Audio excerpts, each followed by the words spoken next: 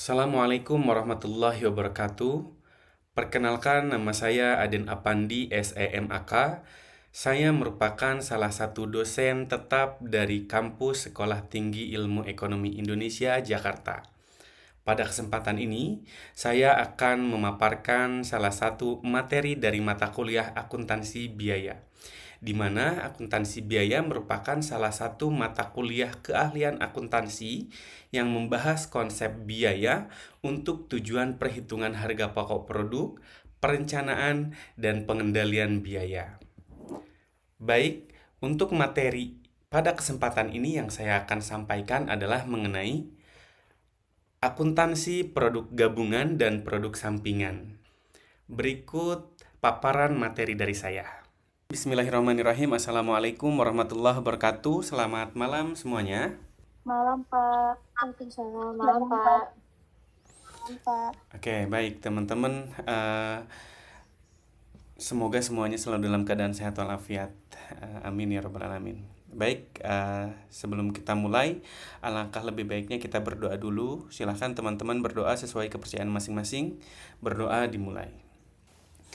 Oke, terima kasih teman-teman. Jadi untuk malam hari ini yang akan kita pelajari di mata kuliah akuntansi biaya ini adalah mengenai produk gabungan dan produk sampingan. Jadi di mana kalau produk gabungan di sini dia akan menghasilkan dua produk yang berbeda, di mana itu adalah produk utama dan produk sampingan. Oke, nah ini memang akuntansi biaya ini home base-nya adalah di program studi S1 akuntansi, ya, Sekolah Tinggi Ilmu Ekonomi Indonesia. Baik, nah ini yang harus teman-teman ketahui dan harus teman-teman pelajari, ya, harus ketahui intinya bahwa pertama teman-teman di sini ada CPMK. Apa itu CPMK? Nah, ini adalah capaian pembelajaran dari mata kuliah, di mana di sini teman-teman ya, mahasiswa mampu menganalisis harga pokok pesanan, ya, terus harga pokok proses, terus serta produk bersama dan produk gabungan menggunakan metode akuntansi yang relevan. Seperti itu. Nah, ini capaian pembelajaran mata kuliah. Nah, di sini terus ada sub CPMK-nya, turunannya lagi, gitu ya. Nah, jadi dengan kita mempelajari produk gabungan, ya, produk bersama, produk gabungan, produk sampingan, ini teman-teman mampu menghitung alokasi biaya bersama pada produk bersama dan produk gabungan, serta menjelaskan perlakuan akuntansi produk sampingan, gitu. Pak, ini ada C3. Nah, ini nanti teman-teman akan mengetahui C3 tuh apa maksudnya. Terus tujuannya apa? Tujuannya adalah pertama, bahwa mahasiswa mampu menjelaskan pengertian produk bersama dan produk sampingan. Jadi nanti ada penjelasannya, pengertiannya, gitu ya. Serta melakukan perhitungan akuntansi untuk produk bersama dan produk sampingan menggunakan metode alokasi biaya yang sesuai berdasarkan studi kasus dengan tingkat ketepatan yang benar. Nah, jadi intinya materi sudah saya kirim di Edlink, ya. Jadi teman-teman bisa download masing-masing untuk materinya. Jadi kalau yang sudah baca, di situ ada materi tentang 4 metode yang akan kita gunakan dalam mengalokasikan biaya bersama. Seperti itu.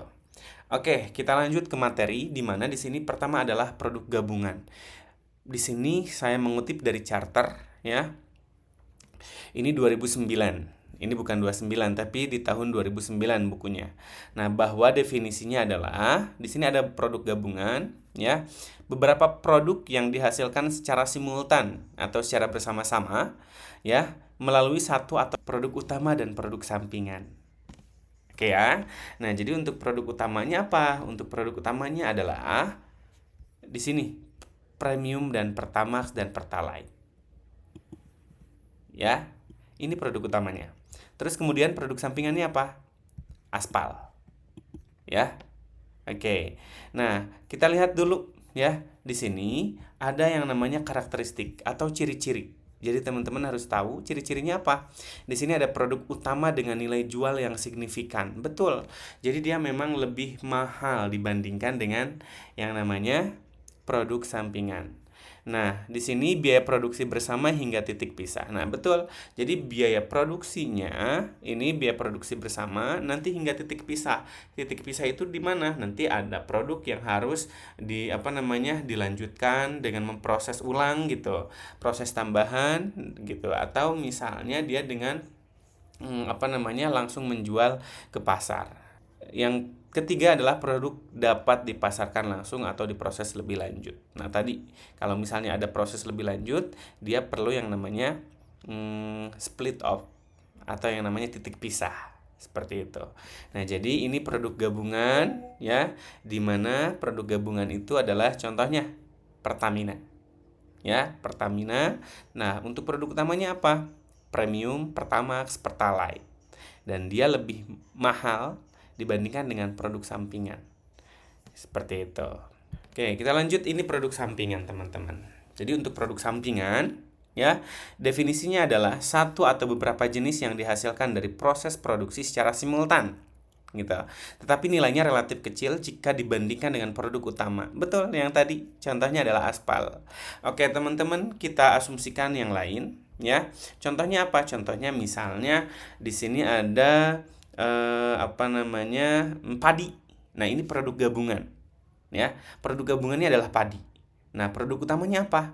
Beras. Beras. Oke. Terus kalau produk sampingannya apa kira-kira? Makanan hewan bukan, Pak? Betul. Nah, itu produk gabungan, produk utama dan produk sampingan. Nah, produk utamanya adalah beras, sedangkan produk sampingannya adalah dedak atau katul, gitu ya. Atau ada juga yang namanya ampasnya, ampas kasar. Nah, itu biasanya kalau untuk peternak gitu, peternak ayam, dia biasanya beli itu untuk apa? Untuk menjadi alas si ayam-ayam gitu ya. Seperti itu.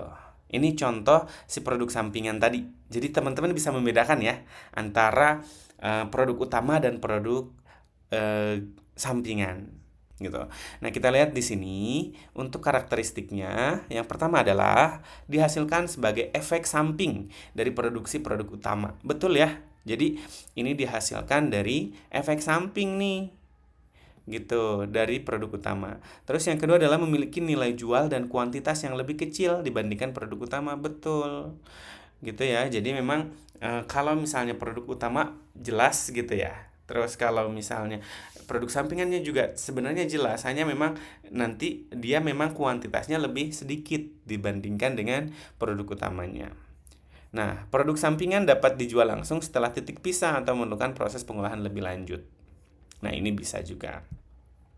Nah, kita lihat di sini ada karakteristik produk utama. Saya kutip dari Bustomi tahun 2010, ya. Kita lihat di sini yang pertama adalah produk utama yang dihasilkan oleh produk gabungan merupakan tujuan utama pengolahan produk. Betul ya. Jadi ini tujuan utama dalam pengolahan produk. Terus sementara produk sampingan yang dihasilkan bukan merupakan tujuan utama. Betul, yang namanya produk utama itu adalah tujuan utama dari proses produksi. Terus, harga jual produk utama relatifnya adalah dalam pengolahan produk gabungan tidak dapat dihindari. Nah, ini dikecualikan untuk tidak menghasilkan produk tertentu atau produk sampingan. Betul, jadi setiap yang namanya pengolahan produk gabungan, dia pasti akan menghasilkan yang namanya byproduct atau produk sampingan. Nah, di sini ada biaya gabungan dan biaya tambahan. Nah, kalau biaya gabungan ini untuk yang terjadi sebelum titik pisah atau split off tadi. Kita lihat, kalau biaya gabungan ini atau joint cost, teman-teman, biaya gabungan adalah biaya yang terjadi sebelum titik pisah dan tidak dapat diidentifikasi secara langsung ke masing-masing produk. Gitu. Biaya ini harus dialokasikan ke produk gabungan untuk tujuan pelaporan keuangan dan penentuan harga pokok produk. Betul. Jadi yang namanya biaya gabungan ini nanti dia akan tujuannya untuk pelaporan keuangan dan menentukan nanti harga pokok produk. Sehingga apa? Sehingga nanti tidak salah dalam menentukan harga jual. Seperti itu. Kalau misalnya ternyata nanti harga jualnya lebih rendah dibandingkan dengan harga pokok, otomatis nanti akan menjadi rugi perusahaannya. Seperti itu. Nah, ini fungsinya biaya gabungan. Pak, kalau biaya tambahan bagaimana? Nah, ini biaya tambahan itu adalah separable cost. Ya. Kita lihat di sini bahwa separable cost adalah biaya tambahan atau biaya terpisah biaya yang dapat diidentifikasikan secara langsung dengan suatu produk individual setelah titik pisah. Nah, ini split off point dalam proses. Kalau tadi biaya tambahan atau separable cost itu berarti biaya terpisah atau biaya tambahan yang nanti akan muncul ketika setelah titik pisah. Dimana misal gini, contoh teman-teman. Nah, teman-teman misalnya tadi biaya produk utama dan produk sampingan. Produk utama itu adalah beras, ya. Terus produk mau dikemas. Nah, kalau misalnya dikemas, itu pasti ada yang namanya separable cost.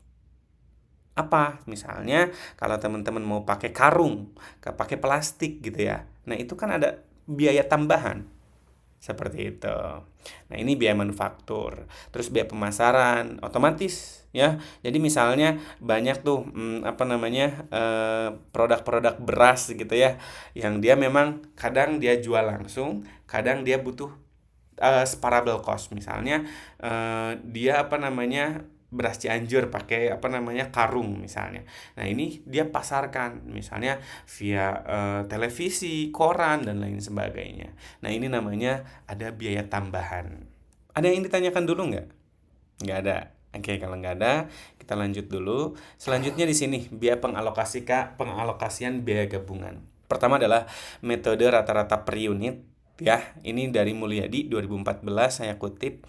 Nah, ini metode ini mengalokasikan biaya gabungan secara merata ke setiap unit produk, ya. Terus tanpa mempertimbangkan nilai atau jenis produk. Nah, ini dia alokasi biaya gabungannya secara merata. Misalnya dia proporsionalnya sama gitu, tanpa ada pertimbangan dari nilai atau jenis produk. Seperti itu. Terus selanjutnya kita lihat contoh sederhananya, jika total biaya gabungan 100.000 dan menghasilkan 1.000 unit dari berbagai produk, maka setiap unit akan dibebani biaya sebesar Rp100 gitu. Kalau misalnya biaya gabungannya adalah 100.000. Nah, ini namanya metode rata-rata per unit. Nah, untuk rumusnya adalah biaya rata-rata per unit sama dengan total biaya gabungan dibagi dengan total unit yang diproduksi. Yang kedua adalah metode rata-rata tertimbang, ya. Nah, metode ini mengalokasikan biaya berdasarkan bobot. Jadi kalau ada bobotnya, ya lebih tepat pakai rata-rata tertimbang, ya. Atau tingkat kesulitan produk masing-masing produk. Ya, bobot ini bisa berdasarkan ukuran, kualitas, atau biaya standar per unit. Contohnya apa? Contohnya, produk A dan B masing-masing 100 unit. Tetapi A lebih mahal diproduksi. Jika A diberi bobot 2 dan B diberi bobot 1, maka alokasi biaya A akan 2 kali lebih besar per unit dibandingkan dengan B. Gitu. Jadi, karena bobotnya seperti itu. Nah, metode ini cocok digunakan jika produk tidak sama kualitas atau ukuran. Gitu ya. Nah, untuk perhitungan alokasi biaya gabungan di sini nih nanti ya. Rumusnya apa? Jumlah produk tertimbang masing-masing produk dibagi dengan total jumlah produk tertimbang dikali biaya gabungan, ya. Saat produk utama dan sampingan mulai terpisah, seperti itu. Nah, ini untuk metode nilai pasar relatif. Nah, contohnya apa? Jika produk A dijual 60.000 dan produk B 40.000, maka alokasi biayanya adalah berapa? 60% ke A dan 40% ke B. Gitu. Dan ini cocok digunakan saat produk langsung dijual setelah titik pisah. Ya. Nah, ini teman-teman rumusnya. Ya, alokasi biaya gabungan sama dengan nilai penjualan masing-masing produk kita bagi dengan total biaya penjualan atau total nilai penjualan kita bagi dengan biaya gabungan. Kita kali, ya. Di sini produknya misalnya ada 1 2 3. Nanti jumlah produknya berapa, harga jualnya berapa. Nah, baru cari nilai penjualan, terus alokasi biaya gabungannya berapa nih. Nah, yang tabel nomor 5 ini kalian carinya dari mana? Dari alokasi biaya gabungan. Nilai penjualan masing-masing produk. Nah, ini nilai penjualan masing-masing produk di produk per unitnya. Gitu ya. Terus untuk mencari laba per unitnya dari mana? Nah, ini harga jual kita kurangi dengan harga produk per unitnya. Harga pokok produk. Gitu ya. Nah, ini adalah laba per unit. Presentasi laba dari mana? Laba per unit kita bagi dengan harga jual. Nah, presentasenya nanti berapa persen? Ini sangat mudah, gitu ya. Oke. Terus selanjutnya yang terakhir adalah metode nilai pasar hipotesis, ya. Metode nilai pasar hipotesis ini digunakan jika produk belum bisa dijual langsung di titik pisah dan masih perlu diproses lebih lanjut. Jadi tadi kalau ada proses lanjutan, berarti ada tambahan biaya atau separable cost. Seperti itu. Maka alokasi biaya didasarkan pada perkiraan nilai jual setelah dikurangi biaya tambahan pemrosesan. Contohnya, jika produk A diperkirakan bisa dijual 100.000, tapi butuh biaya proses lanjut 30.000, maka nilai jual hipotesisnya adalah 70.000, betul ya? Karena 100 kita kurangi 30. Ini cocok digunakan saat produk baru bisa dijual setelah diproses lebih lanjut. Tadi misalnya setelah split off ya, setelah titik pisah, dia mau jadi apa nih? Produk gabungan. Nah, jadi di titik pisahnya jadi produk utamanya apa? Beras gitu ya. Nah, dari beras nanti ada tambahan biaya. Nah, untuk nilai pasar atau nilai jual hipotesis, ini rumusnya adalah nilai penjualan kita kurangi dengan tambahan biaya. Nah, tapi untuk menghitung yang namanya alokasi biaya gabungan, nah, nilai pasar hipotesis ya, yang di sini kita bagi dengan total nilai pasar hipotesis, kita kali dengan biaya gabungan. Jadi, setiap metode itu akan dikalikan dengan biaya gabungannya. Gitu. Jadi nanti totalnya tetap akan sama dari biaya gabungan. Ya. Nah, kita lihat di sini perbedaannya dari tabelnya. Ini rumusnya, teman-teman. Ya, produk A, B, C misalnya. Jumlah unit ini diketahui berapa, harga jualnya sudah diketahui. Nah, baru kita cari nilai penjualan atau total nilai pasar. Ya, ini dari mana? Kita kalikan dari jumlah unit produk, kita kali dengan harga jualnya berapa. Ini adalah total nilainya atau nilai penjualannya. Nah, ini untuk perlakuan akuntansi produk sampingan. Nah, ini ada jenisnya ya. Ini dari Bustami, Bastian, dan Nur Laila nih, 2006. Oke, jenisnya produk sampingan dalam proses produksi bersama dapat dibedakan menjadi 3 jenis. Yang pertama adalah produk sampingan yang siap dijual setelah dipisahkan dari produk utama, terus tanpa pemrosesan lanjutan. Terus yang kedua adalah produk sampingan yang memerlukan proses tambahan sebelum dapat dijual. Dan yang ketiga, produk sampingan yang sudah siap dijual.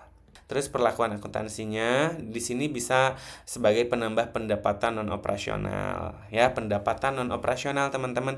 Jadi nanti di laba ruginya untuk perlakuan akuntansi produk sampingan bisa nanti tambahkan di pendapatan ya. Kan biasanya ada nih kalau di laba rugi pendapatan terus kita kurangi dengan beban atau biaya-biaya. Nah, di sini ada pendapatan non operasional ditambahkan atau boleh penambah pendapatan penjualan.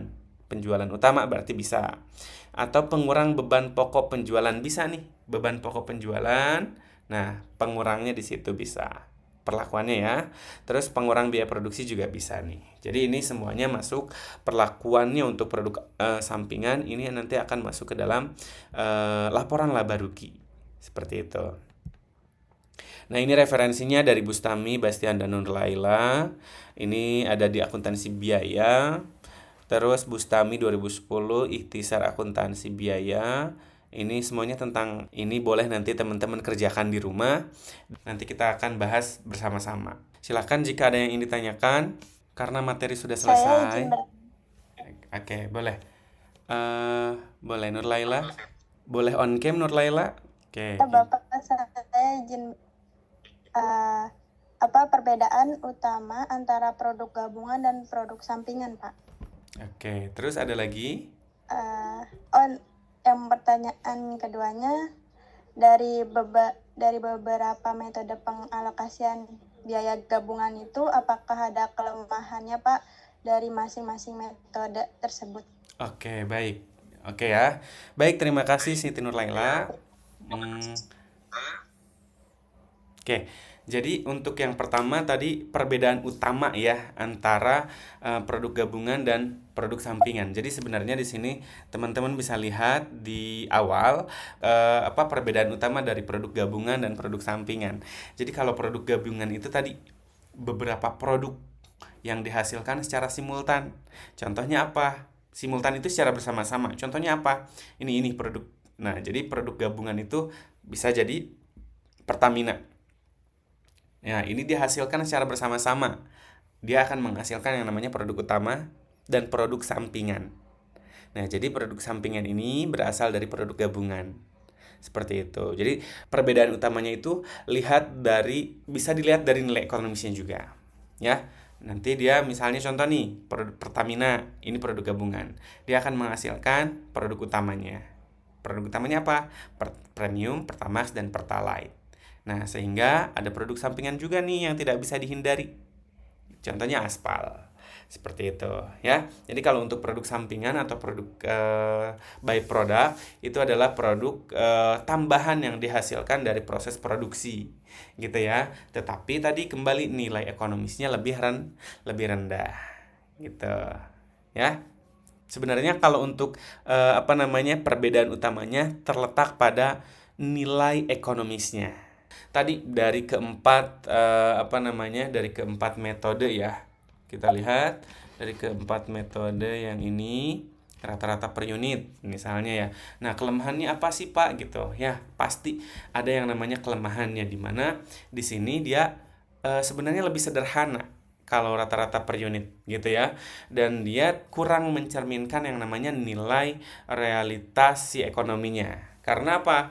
Karena dia tanpa mempertimbangkan yang namanya perbedaan nilai atau volume. Jadi semuanya rata, dibagi rata untuk biaya gabungannya.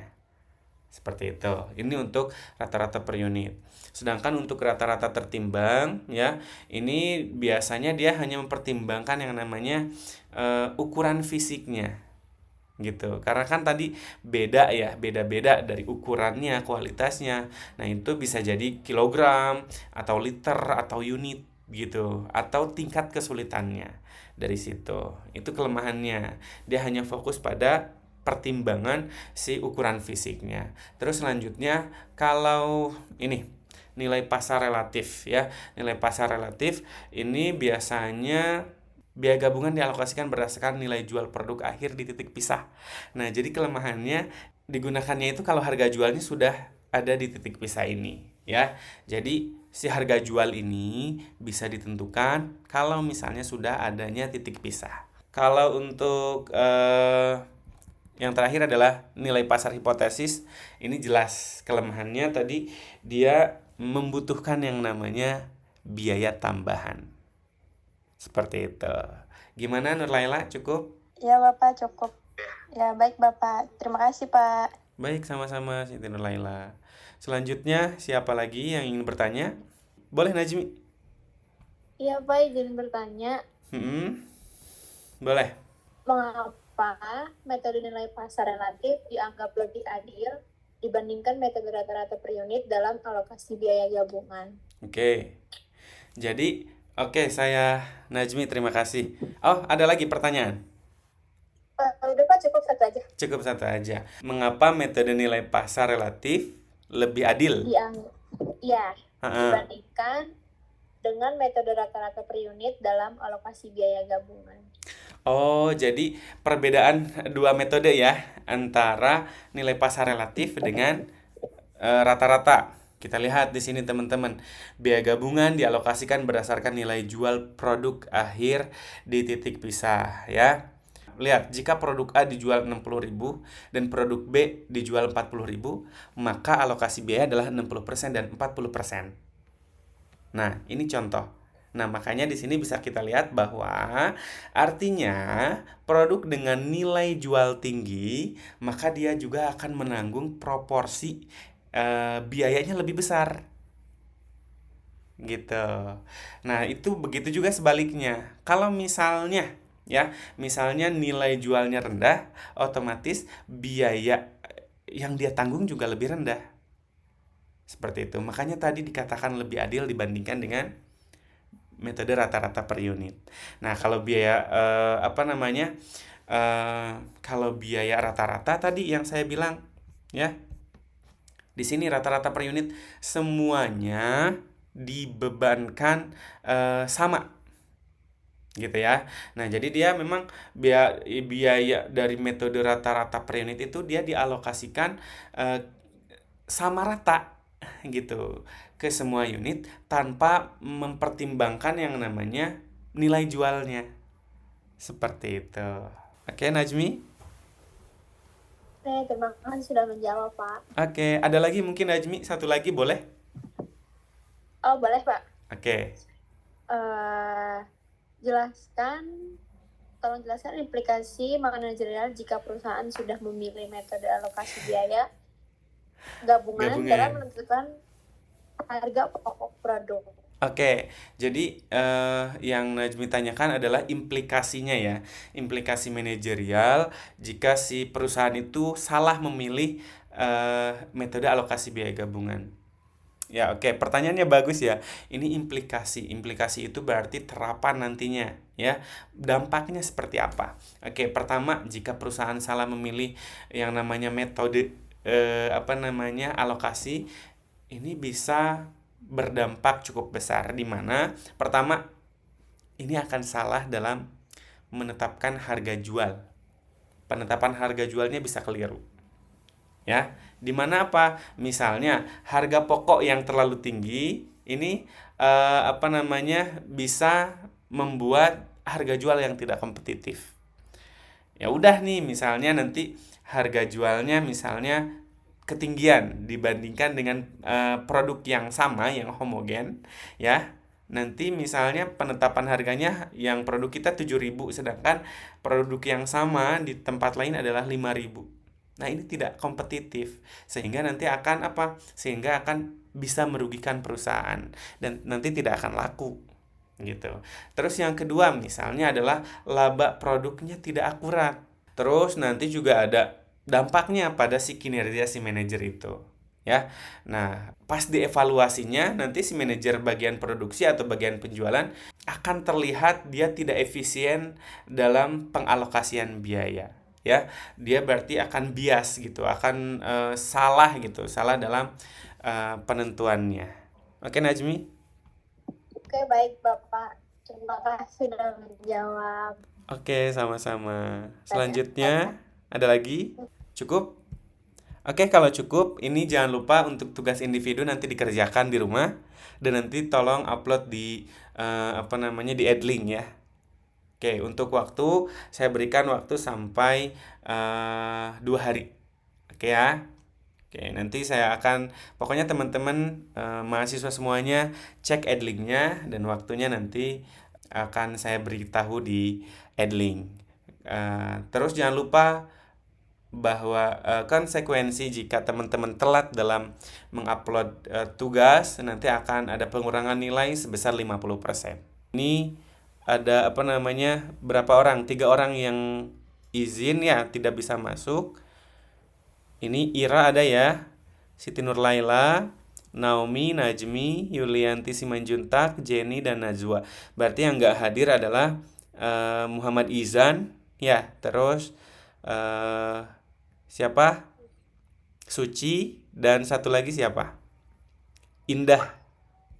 Oke, baik. Oke ya, teman-teman. Baik, sekali lagi saya ucapkan terima kasih. Sehat-sehat semuanya. Kurang lebihnya mohon maaf. Wassalamualaikum warahmatullahi wabarakatuh. Selamat malam. Malam, Pak. Selamat malam, Pak. Malam, Pak. Demikian paparan materi dari saya. Semoga bisa bermanfaat untuk kita semua. Kurang lebihnya mohon maaf. Wassalamualaikum warahmatullahi wabarakatuh.